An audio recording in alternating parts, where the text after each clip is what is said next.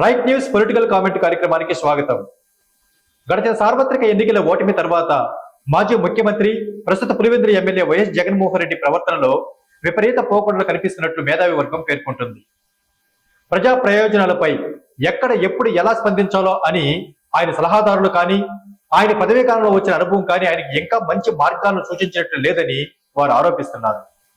రోగం ఒకటైతే మందు ఒకటిచ్చినట్లు ఉన్న సమస్యలకు పరిష్కారాలు కనుగొనకపోగా కొత్త సమస్యలను జగన్ రెడ్డి సృష్టిస్తున్నట్లు ఇటు రాజకీయ విశ్లేషకులతో పాటు అటు కొత్త ఇటు పాతతరం రాజకీయ నాయకులు కూడా అభిప్రాయపడుతున్నారు.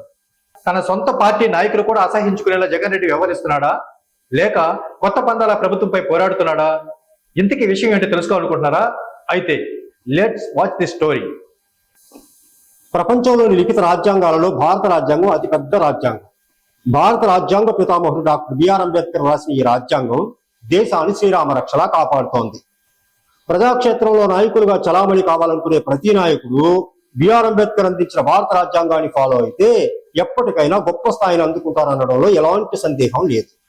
కర్ణుడి చావుకు సభాలక్ష కారణాలు అన్నట్లు జగన్ రెడ్డి ఓటమికి కూడా బోలెడు ఎన్ని కారణాలు ఉన్నాయి. దీనికి కారణం రాష్ట్రంలో జగన్ రెడ్డి భారత రాజ్యాంగ న్యాయ సూత్రాలను కాక తన సొంత తాత పేరుతో రాజారెడ్డి రాజ్యాంగాన్ని అమలు చేశారనే అపవాదు కూడా మెండుగా ఉంది. అవకాశం ఉన్నప్పుడల్లా చట్టాలను అతిక్రమించడం, తమ అనుకూలత కోసం ఉన్న చట్టాలను అటు ఇటుగా మార్చడం ద్వారా తన సొంత మార్పు పాలన సాగించినందునే జగన్ రెడ్డి ఘోరమైన ఓటమిని చవిచూడాల్సి వచ్చిందని మేధావులతో పాటు ప్రజలు, చివరకు ప్రజాస్వామ్య విలువలపై అవగాహన ఉన్న వైఎస్ఆర్ పార్టీ సానుభూతి పరులు కూడా అంగీకరించక తప్పలేదు. జగన్మోహన్ రెడ్డి పార్టీ ఓటమి తర్వాత తనకు ప్రతిపక్ష హోదానివ్వని కారణాన, గవర్నర్కు లేఖ రాసిన సందర్భాన, ప్రమాణ స్వీకారం తర్వాత ఆయన వ్యవహరించిన తీరున, అసెంబ్లీ సమావేశాలప్పుడు పోలీసుల తీరుపై ఆయన వైఖరిన ప్రజల్లో ఏమంత మంచి స్పందన వచ్చినట్లు కనిపించడం లేదు. ఇక శాంతి భద్రతల పేరుతో ఆయన సాగిస్తున్న ఉద్యమం ఇప్పుడిప్పుడే అకస్మాత్తుగా మంచి ఫలితాలను అందించే పరిణామం కూడా కనిపించడం లేదు. రాష్ట్రంలోనూ దేశంలోనూ ఎన్డీఏ ప్రభుత్వమే అధికారంలో ఉన్నప్పుడు రాష్ట్రంలోని ఎన్డీఏ ప్రభుత్వంపై ఢిల్లీలో ధర్నాలు చేయడం, రాష్ట్రంలో లా అండ్ ఆర్డర్ పూర్తిగా ప్రభుత్వం అధీనంలోనే ఉన్న సమయంలో ప్రత్యేకించి రాష్ట్రంలో రాష్ట్రపతి పాలన కావాలని డిమాండ్ చేయడం లాంటివన్నీ ఉద్దేశపూర్వకంగా చేసే పనుల్లో భాగంగానే ప్రజల్లో చర్చ జరుగుతున్నట్టు సమాచారం. ఇక హత్య రాజకీయాలపై జగన్ రెడ్డి మాట్లాడుతున్న ప్రతిసారి తన సొంత చిన్నాన్న వైఎస్ వివేకానంద రెడ్డి దారుణ హత్యపై ఇప్పటికీ పూర్తిగా స్పందించకపోవడం, హత్యల ప్రధాన పాత్రదారులుగా ఉన్న వారందరినీ వెనకేసుకురావడం, కేసులో జాప్యం, అనేక బెదిరింపులు, దాడులపై స్పందించిన సొంత చెల్లెళ్ళైన వైఎస్ షర్మిల, వైఎస్ సునీతలను సైతం టార్గెట్ చేయడం లాంటివి ప్రజలు గమనిస్తూనే ఉన్నారనేది కాదనలేని సత్యం. ప్రభుత్వాలు ఇంకా కుదుటపడక ముందే, పాలనపై ఇంకా సమగ్రమైన పట్టు రాకముందే దేశ రాజధానిలో అకారణంగా ఉద్యమించడం, వెంటనే రాష్ట్రపతి పాలనను కోరడం పనికిమాలిన ఉన్మాద అవివేక చర్యగా సిపిఐ రాష్ట్ర కార్యదర్శి రామకృష్ణ లాంటి వాళ్ళు, ఇతర మేధావి వర్గాలతో పాటు ఎందరో రాజకీయ విశ్లేషకులు హెచ్చరిస్తున్నా వాటిని జగన్మోహన్ రెడ్డి లెక్క పెట్టకపోవడం, జగన్ రెడ్డికి ఎన్డీఏ ప్రభుత్వంపై ఉన్న ఈర్ష్య, అసూయాల కారణంగానే తాను ఇదంతా చేస్తున్నట్టు ప్రజలు ఊహించుకునే ప్రమాదం లేకపోలేదు. గతంలో జగన్ రెడ్డి సీఎంగా ఉన్నప్పుడు తాను అనుకున్నది అనుకున్నట్లుగా జరిపించుకోవడానికి అనేక దారుణాలకు పాల్పడడం, వాటిని ప్రజల దృష్టి నుంచి మళ్లించడానికి రాష్ట్రంలో మరిన్ని అలజడులను సృష్టించడం లాంటివి ఆనవాయితీగా మారిన సంగతి ప్రజలన్నా గమనించారు. కానీ ప్రజలకు అర్థమైన తీరును జగన్ రెడ్డి ఇంకా గమనించకపోవడం శోచనీయం. జగన్ రెడ్డి మనస్తత్వాన్ని గమనించిన ప్రజలు ఇంకా తేరుకోలేదు సరికదా, మరింత లోతుగా ఆయన్ను అధ్యయనం చేయడానికి సిద్ధపడ్డట్టున్నారు.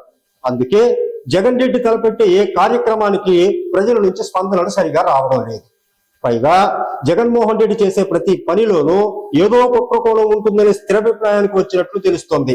దీనికి తోడు మేధావి వర్గం ఎప్పటికప్పుడు ఆయన తప్పులను సాక్ష్యాధారాలతో సహా నిరూపించడానికి సిద్ధమయ్యింది. తాజాగా ఢిల్లీలో ధర్నా, రాష్ట్రపతి పాలనా తదితరాలపై జగన్ రెడ్డి మీడియాను వేడుకున్న తీరు, జరుగుతున్న సంఘటనలపై మేధావి వర్గం నోరు విప్పింది. ఆంధ్రప్రదేశ్ రాష్ట్రంలో నూతన ప్రభుత్వం హత్య రాజకీయాలను ప్రోత్సహించి శాంతి భద్రతలకు విఘాతం కలిగిస్తుందని జాతీయ మీడియాలో గగ్గోలు పెట్టడం ద్వారా రాష్ట్రానికి పెట్టుబడులు రానియకుండా చేసి ప్రతిపక్ష నేతగా విజయం సాధించాలని జగన్ రెడ్డి భారీగా కుట్రలు చేస్తున్నట్లు ఒక వర్గం ఆరోపిస్తోంది. ఇదే నిజమైతే రాష్ట్రానికి పెట్టుబడులు ఆపడంలో జగన్ రెడ్డి కుట్రలు చేసినట్లయితే వైఎస్ఆర్ పార్టీ రాష్ట్ర ప్రజల్లో మరింత చులకనయ్యే ప్రమాదం ఎంతో ఉంది.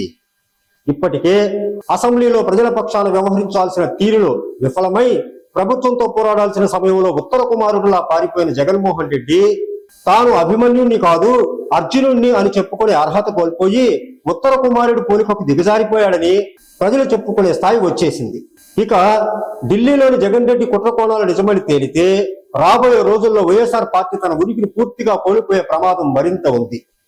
కనుక నేల విడిచి సాము చేయడం మరిచి పార్టీని క్షేత్రస్థాయి నుంచి బలోపేతం చేసి ప్రజా సమస్యల పట్ల నిక్కచ్చిగా వ్యవహరించి జన విశ్వాసం చూరగొనే ఉద్యమాలు చేయడం ద్వారా రాబోయే ఎన్నికలకు వైఎస్ఆర్ పార్టీ తిరిగి తన బలాన్ని పుంజుకుని ప్రజల పక్షాన మాత్రమే విజృంభించడంతో ప్రజల సాక్షిగానే తన బలాన్ని నిరూపించుకోవాల్సిన అవసరం ఎంతైనా ఉంది.